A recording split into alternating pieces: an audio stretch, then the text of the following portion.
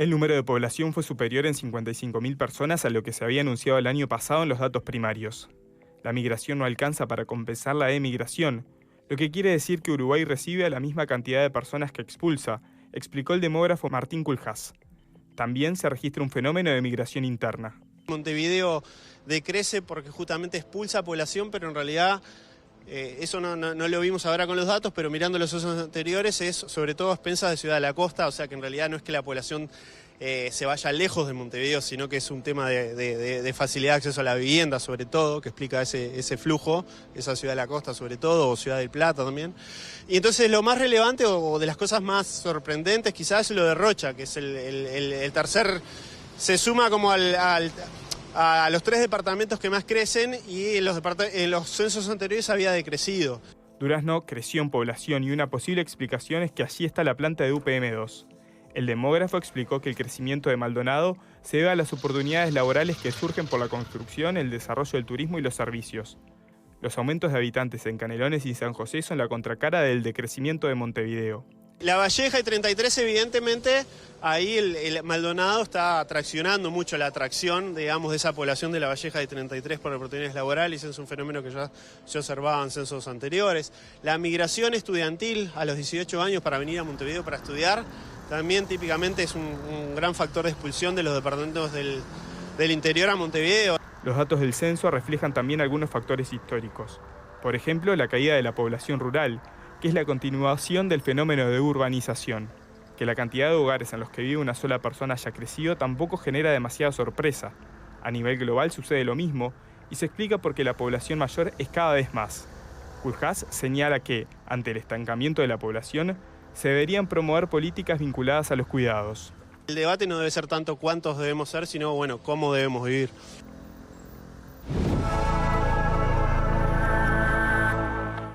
Bien, en instantes vamos a contar con la presencia del director del Instituto Nacional de Estadísticas, Diego Aboal. Hay muchas preguntas que surgen a partir de lo que es la publicación, la información que se comparte, ¿no?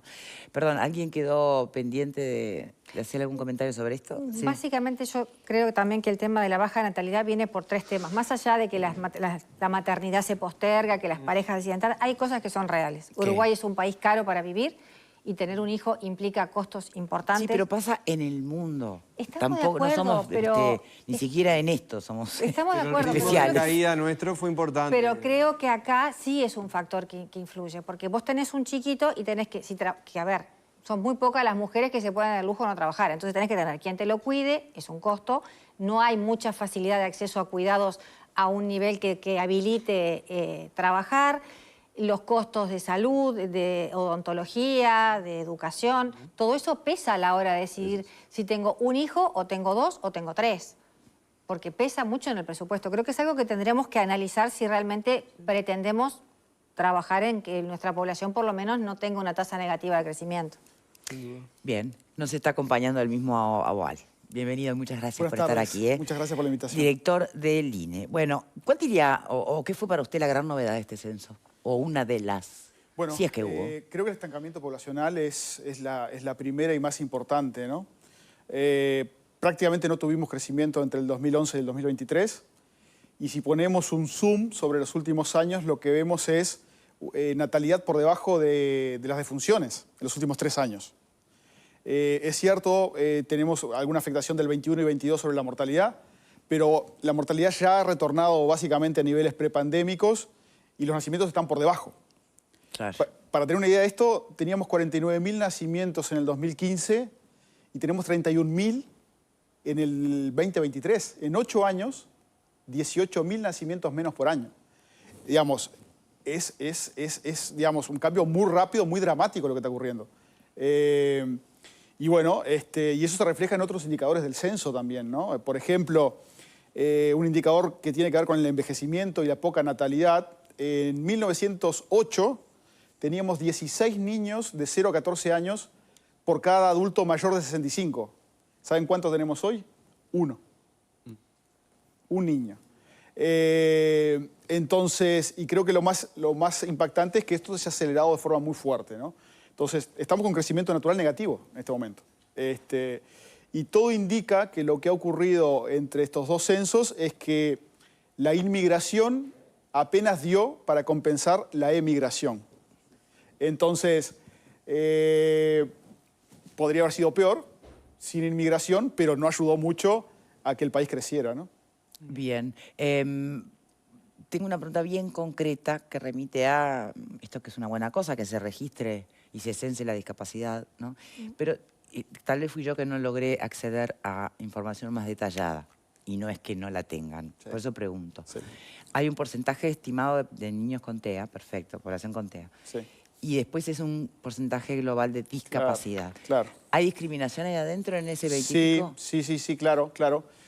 Ahí básicamente es un módulo que surge de lo que se llama el consenso de Washington, de la forma de medir esto, pero allí hay mucho detalle sobre qué tipo de discapacidad, ¿no? Está esa medición. Exactamente, toda esa información está, discapacidad visual, auditiva. No, porque me llamaba la atención que No, hubiera sí, a mí también. tanto Claro. dato discriminado sobre la identidad Claro. sexual de las personas Claro. que a efectos Claro. de políticas públicas se me hace mucho más trascendente con qué Sí, tipo por de lo menos- Claro, discapacidades tenemos todos esos que datos enfrentar. están en la presentación, simplemente se hizo... Claro, un resumen muy grueso, digamos, Sí. de las poblaciones, de los datos globales. Pero, por supuesto, está toda la riqueza de la información para abrir, además, por rangos etarios, por zonas geográficas del país. Y sé que eso ha sido un tema más de consenso, ¿no? En la campaña, de que todos los partidos políticos han estado preocupados por ese tema, ¿no? Bien, ¿y qué dice sobre quienes están cuestionando los datos?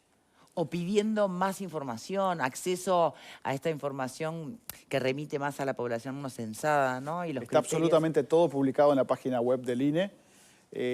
Todos los La informes... diaria publicó que no hay acceso a la Sí, información. eso fue 10 días antes de que nosotros publicáramos ahora los datos. La respuesta a la diaria es, que dimos en su momento, en 10 días va a estar absolutamente toda la información. Sí. Toda la información sobre los aspectos metodológicos del censo están publicados, y decirles que los microdatos, que es lo máximo que uno puede publicar, están disponibles en el laboratorio de microdatos del INE para los investigadores, eventualmente para el próximo gobierno para hacer uso de estos datos. O sea que absolutamente todos los datos están publicados, así que todo es muy explícito y transparente con respecto a ¿Cuál cómo es el se hizo. porcentaje finalmente de gente no censada? Bueno, acá hay que hacer la siguiente A diferencia. ver. Nosotros tuvimos un operativo de campo donde relevamos información por método web, también por método presencial. Sobre el relevamiento de campo tenemos un 3,9% de omisión propiamente dicha y un 6,4% de no respuesta. Es decir, hogares que sabemos que hay gente pero que no respondieron al censo. Eso del operativo de campo. En este censo nosotros integramos también información proveniente de registros... Pero espere, en ese Sí. 6% de la gente que está pero no responde. Correcto. Ubíqueme en el segmento socioeconómico, ese 6%. Bueno, por supuesto, digamos... Porque si no es fácil llegar a la conclusión del subregistro de pobreza, porque en realidad se deduce que a los hogares donde más cuesta llegar por toda la Sí. complejidad Haber un del cebo ahí. contexto. Claro. ¿No? Pero acá, por eso es importante lo segundo que iba a decir. Nosotros tenemos información de registros administrativos de esa población no enumerada a través de la fase de campo presencial y web.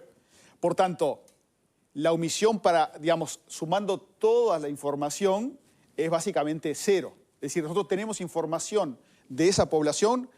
Voy a poner el caso de mi pueblo, Minas de Corrales, ¿no? Sí. Nosotros golpeamos las puertas, censamos a gente, otra gente llenó el cuestionario web y hay un porcentaje de omisión. Nosotros sabemos ¿Omisión quiénes... qué quiere decir? ¿Que no fueron a un lugar? ¿Qué es omisión?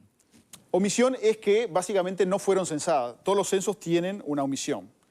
Lo que yo estoy diciendo es que nosotros tenemos información de quiénes son. Saben quiénes son y dónde viven. Exacto. Quiénes son y dónde viven estos que no respondieron al cuestionario. Pero una cosa es no responder, esa es la diferencia que no entiendo. Una cosa es que golpeen la puerta y no respondan al cuestionario, ¿Sí? ni presencialmente ni por web, y otra que la omisión es no fueron a esta casa. Esa es la omisión. Hay dos tipos de omisión. Está la omisión propiamente dicha, que es, por ejemplo, un hogar reportó 2 miembros cuando en realidad tenía 3. ¿Sí? Eso es omisión porque un miembro del hogar no fue reportado en el omisión cuestionario del censal. encuestado, digamos. Claro. Del censado. Exacto. Después están hogares que fuimos, golpeamos, hay que recordar que golpeamos hasta 5 veces y no logramos que nos atendieran. Ya. Eso también pasa a ser omisión, pero es clasificado como no respuesta porque no es que nosotros no nos dimos cuenta Que había alguien viviendo que había ahí. alguien Sí. uno más viviendo en la casa. Bien. ¿Tá? Lo que digo es, Pero entonces ¿no les quedó una casa sin golpear? bueno, puede haber quedado en esto que es la omisión propiamente dicha, alguna casa sin censar. Por supuesto, puede ocurrir, que está dentro de este 3,9%.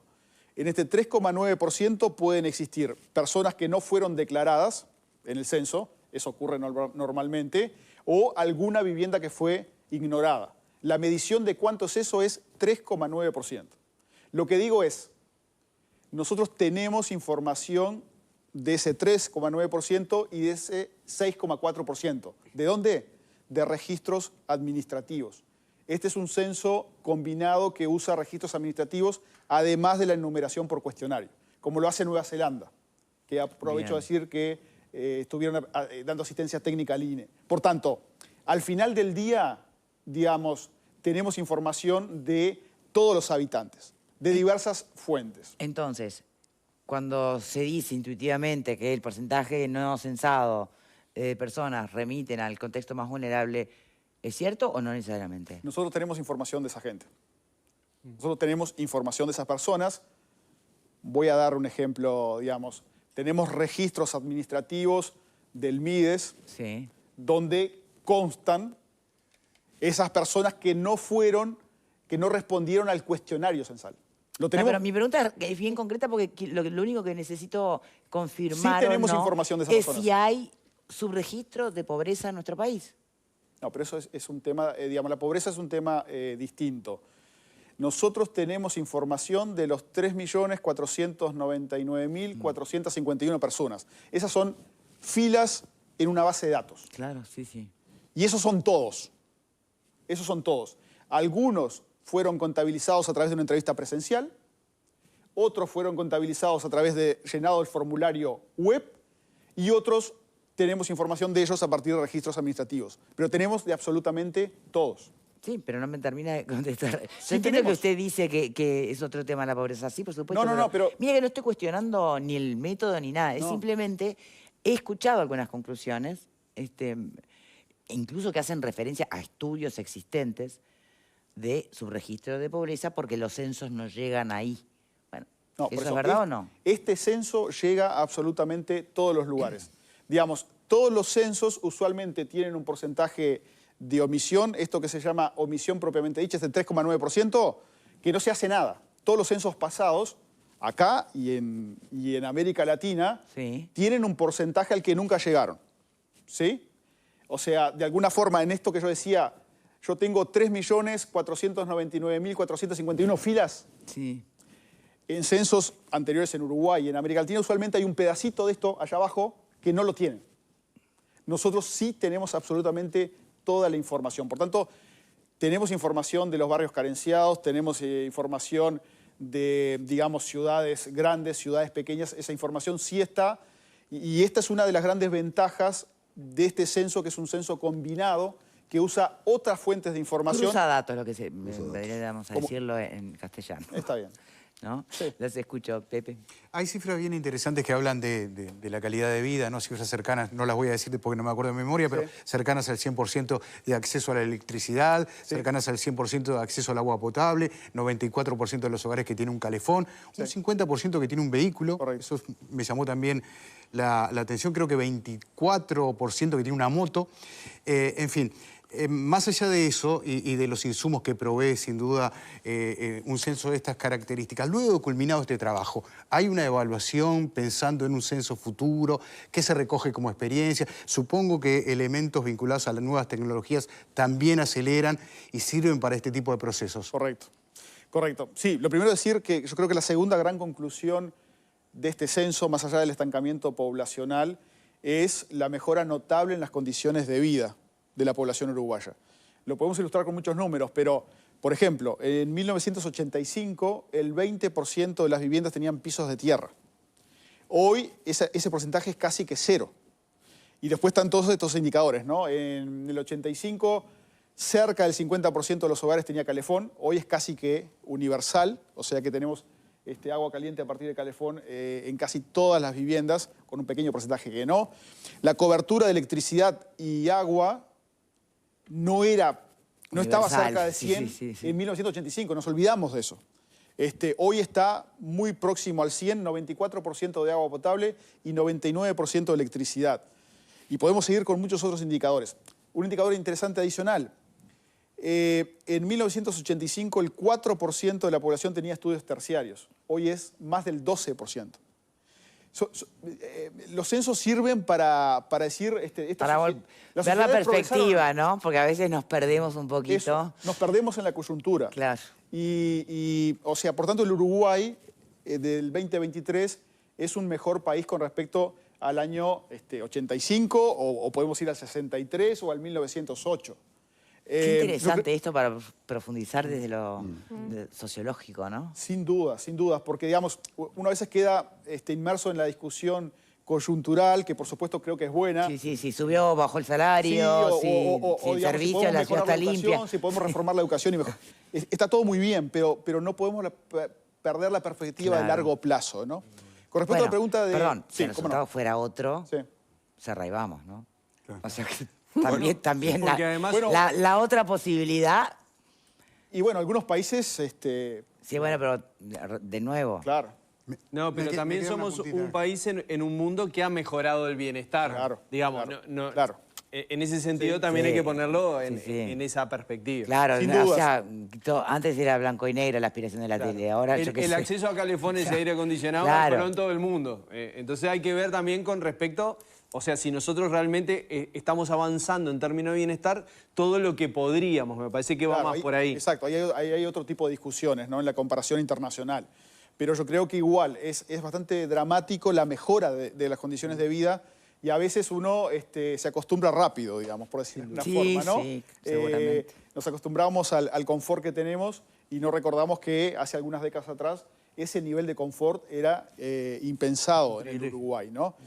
Ahora, qué interesante sería un cruzamiento de datos entre conceptos como el confort medido en términos de servicios básicos, obviamente, pero ya sumándole tecnología.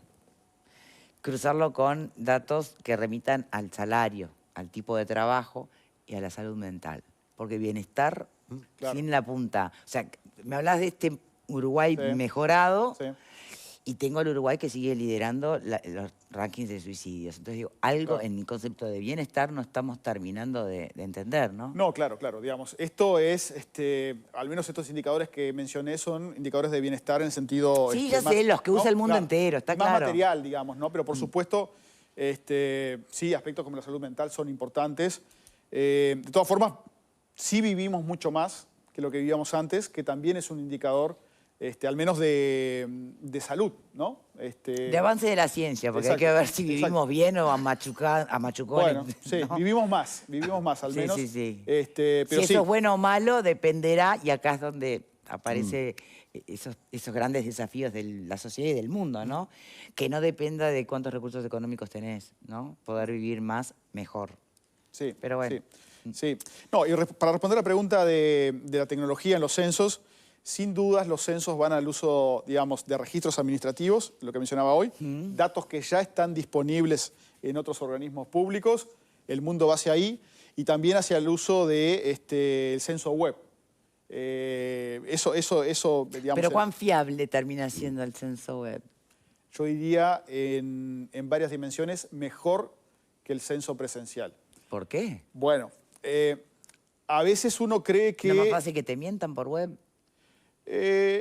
No, te pueden mentir presencial, porque digamos el censista no va Tampoco es, a ver, muéstreme cuántas heladeras. El censista no va a investigar. Claro, no tiene orden de allanamiento. Claro, no. Exacto. Tiene que anotar lo que le dicen. Claro.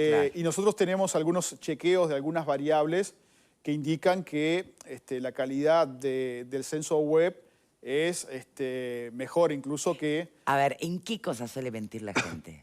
No es mentir, pero a veces, por ejemplo, cómo se reporta la edad, a veces, o incluso la fecha de nacimiento, Pero eso es burdo, porque eso es lo más fácil de comprobar. Bueno, pero lo que pasa es que, digamos... Imagínate, si vas a mentir, mentí. Si arrancás mintiendo así... No, pero lo que pasa es que cuando llega el censista, Sí. un informante tiene que responder por la fecha de nacimiento de todos los miembros del hogar. Puede ¿No? equivocarse. Exacto. Es otra cosa. Y digamos, y en el censo web uno tiene la oportunidad de chequear, preguntarle. claro. Entonces, esa es una variable que nosotros identificamos. Pensé que es la edad de uno mismo. O sea, no es que se falta la verdad, sino que hay menos errores. Minimiza algunos errores. Claro. Entonces, el censo web, de hecho, digamos, en algunas dimensiones es mejor que el otro. Pero, por ejemplo, ante las preguntas que tienen que ver con el confort Sí. y la comodidad. Viste que acá tenemos fama de grises, de cómo andas así. No vaya a ser que no le vaya muy bien. Tirando. Entonces, ¿la gente dice realmente lo que tiene, lo que no tiene, o se tira abajo? No, la gente dice en general, o sea, por eso funcionan las encuestas, la gente en general no, o sea, no miente cuando, digamos, no tiene mucho para ganar al mentir. Así que los censos son una buena fotografía del estado del Uruguay hoy, ¿no? El nuevo Uruguay, comparado con otros censos anteriores, yo creo que es una muy buena fotografía de lo que está ocurriendo. Los datos son consistentes, los cambios con respecto al censo 2011 son los que uno espera. Por ejemplo, esto, ¿no? Hoy tenemos 50% de los hogares que tienen automóvil, era en el orden de cerca de un 20% hace 40 años. Es lo razonable. Cuando uno hace chequeos de los datos... Uno tiene la sensación que podría haber crecido más, porque hoy sentís que salís a la calle y Sí. los autos te comen. Solo ¿no? en diciembre crecen, después bajan. Bueno, lo que creció la compra del 0 Sí, kilómetros. claro. Creo que son cosas buenas para... Hablan de números lindos para el Claro, país, ¿no? claro. Pero hubiera dicho que creció más todavía. No, bueno, eso son lo que da. Son percepciones. Se multiplicó, si se quiere, por 2,5 la tenencia de vehículos en los hogares en 40 años. Pero bueno, son cambios bastante dramáticos en periodos relativamente cortos. 40 años no es tanto. En el mundo, capaz que acá, siendo sociedades, países más jóvenes... Sí. El 29% de los hogares unipersonales, que me llamó la atención ese número, es un número elevado. Es muy fuerte. Es elevado. Es un número muy fuerte. Evidentemente debe de tener incidencia también en el crecimiento de la población en general, ¿no? Bueno, sí, a ver, ¿O no? fíjense lo que ocurre, cuando uno compara la cantidad de personas que teníamos en el censo de 1908, éramos 1 millón, hoy somos 3,5 millones, se multiplicó por 3,5 más o menos. Las viviendas, ¿saben por cuánto se multiplicó entre 1908 y hoy? Por 11. Digamos, habla de mayor bienestar y habla de la posibilidad de que tengamos una vivienda para una persona. En otros tiempos eso no era factible, ¿no? Y bueno, y el que tengamos, digamos, que lleguemos a edades mayores, que tengamos menos niños, hace que, bueno, la cifra de hogares unipersonales pasara de 11%, o sea, 1 de cada 10 personas, 1 de cada 10 hogares tenía una única persona hace 40 años, y hoy 3 de cada 10 hogares tiene una persona. Vivimos solos. Y esto tiene muchos impactos, ¿no? Incluso en términos de cuidado. Por ejemplo, antes la familia se hacía cargo, ¿no?, de los adultos mayores, pero eran familias numerosas. El hermano, el hijo, el sobrino podían hacerse cargo de las personas mayores. Hoy se vive solo, por tanto acá pasan a haber otros roles, incluso para el Estado, de proveer algunos servicios que antes la propia familia lo brindaba. O sea que esto nos interpela, creo, bastante. ¿Cuáles son a ustedes, panelistas, a partir de los datos, ¿no? Y sobre todo los más relevantes? Uno tiene que ver, obviamente, con el mayor expectativa de vida, otro tiene que ver con esto del hogar uniparental. Unipersonal. Unipersonal. Dame 2 políticas públicas en las cuales habría que invertir sin dudar un instante.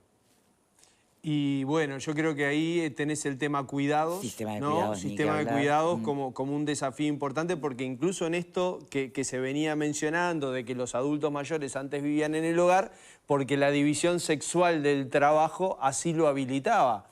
Hoy estamos en otra realidad, donde con mucha legitimidad las mujeres se han lanzado a carreras profesionales, a carreras laborales, y eso no se ha visto una reposición de que los hombres nos hagamos más cargo de los cuidados. Entonces los cuidados familiares aparecen ahí como un espacio donde inclusive uno lo ve en el cada vez mercado, menos ¿no? hijos, Hay mucho más difícil. oferta pero de aparte, servicio. ojo, cruzalo con los problemas que se han registrado en los últimos tiempos con los hogares de ancianos. O sea, ¿qué cuidado le estamos dando a las personas adultas mayores que quedan solas?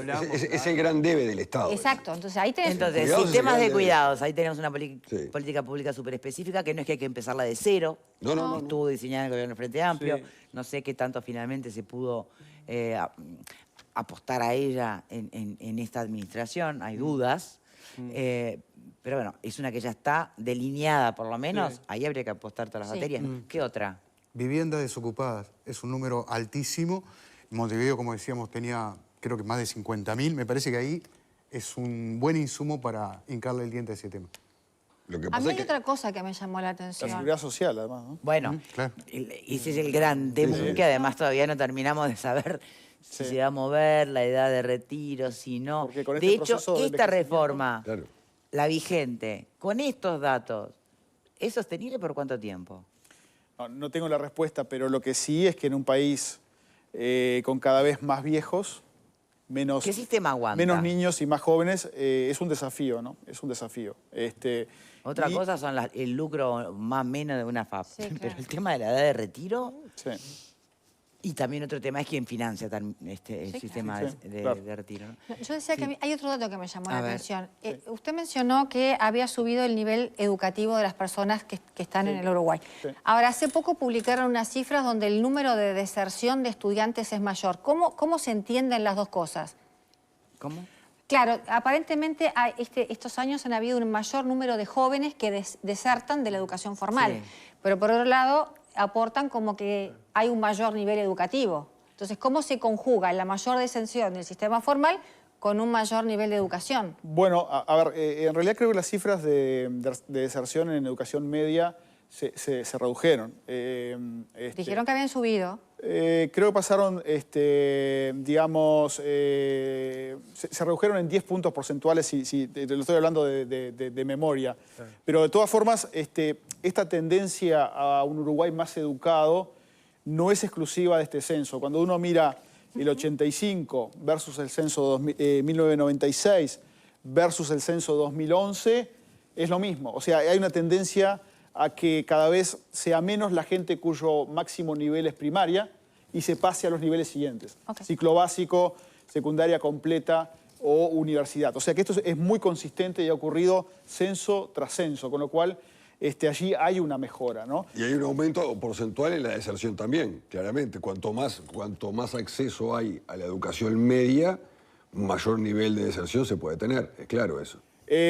Bueno, puede ocurrir... Es puede una ocurrir, variable. Cuanto más llegan... digamos, Claro, es una variable. Puede haber más Es una deserción. variable. De todas formas, creo que, no tengo las cifras en la cabeza, pero había mejorado Sí. la deserción en secundaria, ¿no?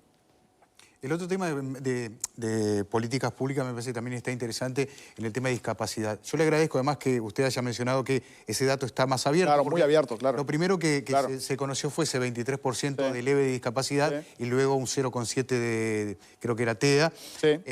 Pero ahí también hay para trabajar. El baremo único, por ejemplo, que se resolvió hace poco tiempo, Claro. es un tema vinculado a políticas públicas Sí. de discapacidad. ¿Qué otro dato más surge que nos pueda aportar sobre eso? Bueno, a ver, no tengo en la cabeza los datos agregados, digamos, por tipo de discapacidad, ¿no? Pero sin dudas allí hay una riqueza importante y creo que bueno, hay acuerdos para avanzar en políticas de discapacidad, ¿no? Así que yo creo que allí hay un lugar de consenso importante. Creo que se también... vincula mucho, perdón que interrumpa, también con el sistema de cuidados, definitivamente, ¿no? También, claro. Y conocer qué tipo de discapacidad, porque no es lo Sin mismo. duda, ¿no? sin dudas. Por eso, esos datos están disponibles, o sea, se puede hacer todas las aperturas que se quieran allí, incluso lo que mencionaba, por zonas geográficas del país y demás, ¿no? Yo creo que otro dato interesante es lo que ocurrió a nivel de los departamentos, ¿no? Yo creo que allí acabamos de decir que el Uruguay básicamente no crece, sin embargo hay departamentos que crecen muchísimo y otros que crecen muy poco. Y esto no se explica, obviamente, por la natalidad. Y otros que Y otros que decrecen. decrecemos. Sí. Que Y otros que decrecen. decrecen, claro. Y otros que decrecen. ¿Qué es lo que explica esto? La migración interna en Sí. el país. Hay claramente departamentos atractores y departamentos expulsores de población. ¿Y cuáles son esos criterios de atracción o detracción? ¿El trabajo? ¿Lo turístico? ¿Qué es? Sí, bueno, a ver, podemos pensarlo a partir de cuáles son los atractores. Los atractores son Maldonado, el que más creció, 24%, Canelones, un 13,5%, y en tercer lugar, Róchaga, cercano al 10%.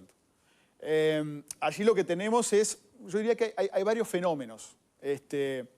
Uno de ellos es que el área metropolitana, bueno, y San José está en cuarto lugar de crecimiento, ¿no? En ese ranking. ¿Cómo lo ves? ¿Creció Canelones o creció Montevideo, en realidad? Bueno, y se está comiendo Canelones. Ahí está.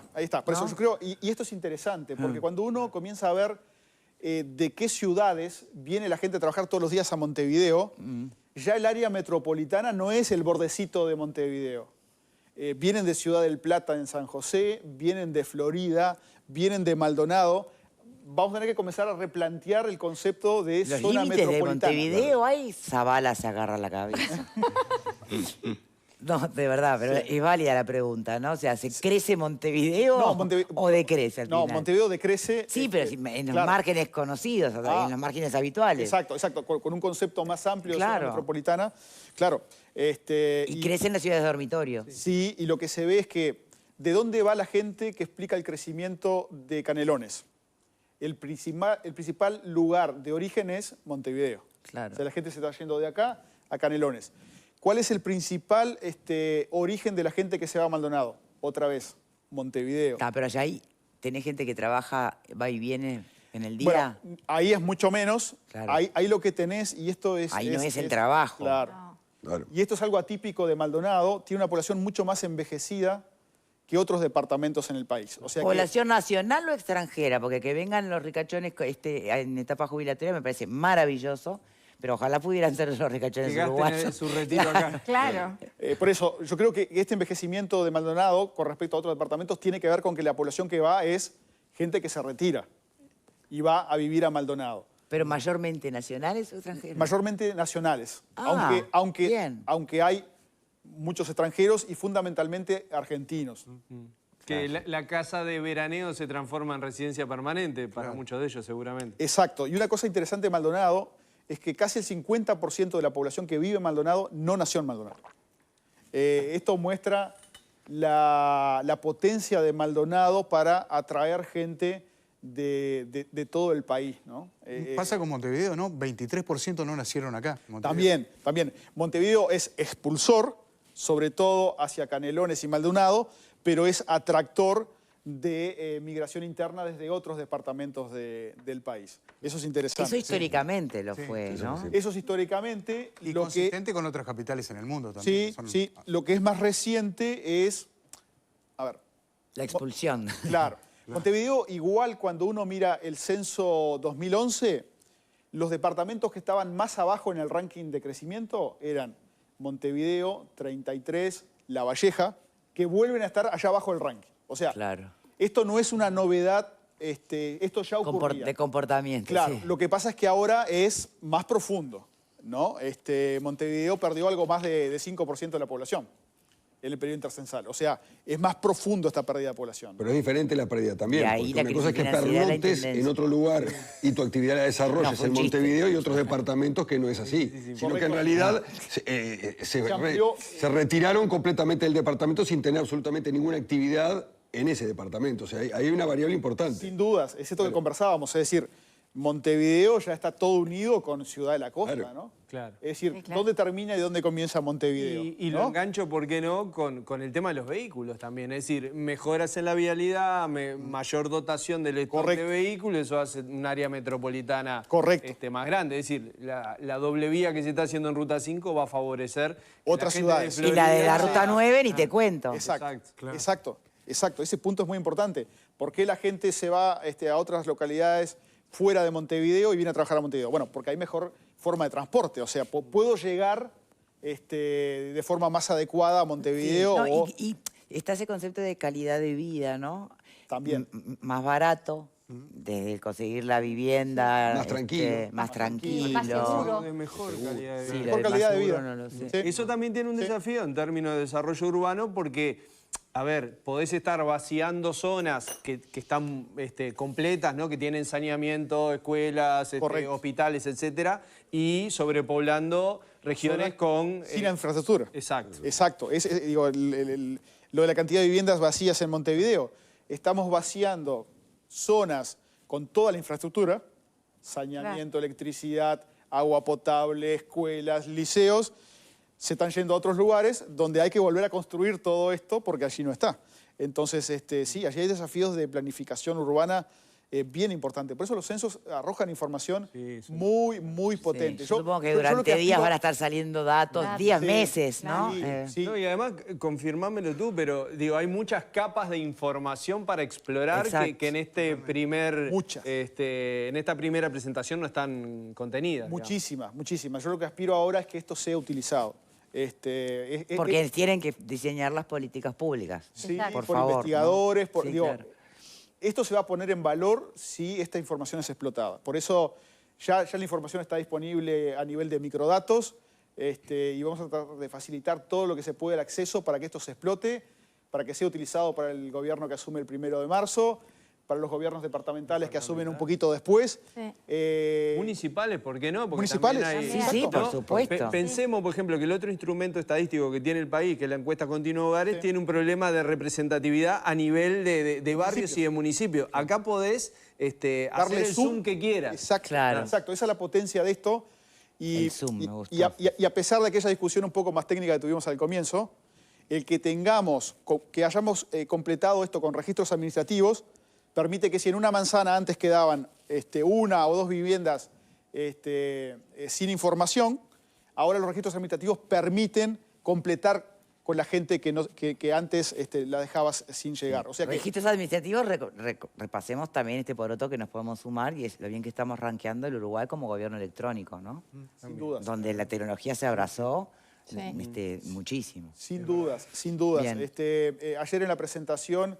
directores de otros cines de América Latina mandaron mensajes de felicitación y todos destacaban la innovación que había generado Uruguay en materia de incorporación de registros administrativos al censo y de la realización de un censo web. Yo creo que es importante que nos sintamos orgullosos de eso porque es un activo país. O sea, el censo es del país, o sea, va a ser del próximo gobierno, va a ser...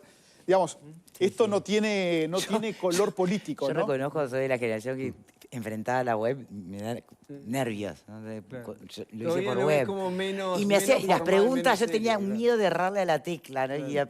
Porque no sabes qué pasa si le erras a la tecla. Pero acá voy a dar un dato para que uno le pierda miedo a esto. De 142 países que hicieron censos en esta ronda censal, el 35% utilizó relevamiento web. O sea no es un invento uruguayo. No, está claro. Sí, en América Latina, Uruguay fue el que lo usó con más éxito, logramos un 60% de respuesta, pero no estamos inventando la pólvora. En Europa, el 66% de los países utilizó web. Ah, mira. Hay que hacerlo. Tampoco me hablen de Estonia, que es obvio que son los unos en tecnología, ¿verdad? Sí, y han usado registros administrativos. No estamos tan mal, perdón. Y que han utilizado en su censo también registros administrativos, Estonia. Y bueno, es que lideran todo lo que tiene que ver con ciberespacio, ¿no? Bueno, aprovecho de decir una noticia de hoy, que el último trámite que no se podía realizar de forma online en Estonia era el divorcio, y a partir de hoy también se puede realizar así. ¿Te divorciás online? ¿Online? Fantástico. Fantástico. Te mando un mail y haces el trámite online. No le saquen el trabajo a... Pero ¿existe el INE en Estonia? Pues si no vamos camino, ¿no? Existe. De hecho, nosotros aprendimos de ellos también para este censo. Sí existe. Pero usan muchos registros administrativos. O sea, datos que... Sí, datos. Datos que ya están. No se va a preguntar a la gente. Bueno, muchísimas gracias por habernos acompañado. Muchas gracias. No será la última vez que lo invitemos, obviamente, porque a medida que esto vaya haciendo el zoom, que me gustó la expresión de Diego, va a surgir un montón de inquietudes y cosas para reflexionar. Gracias por la invitación. Les recuerdo que Cocinar con el Robot de Cocina en Utah es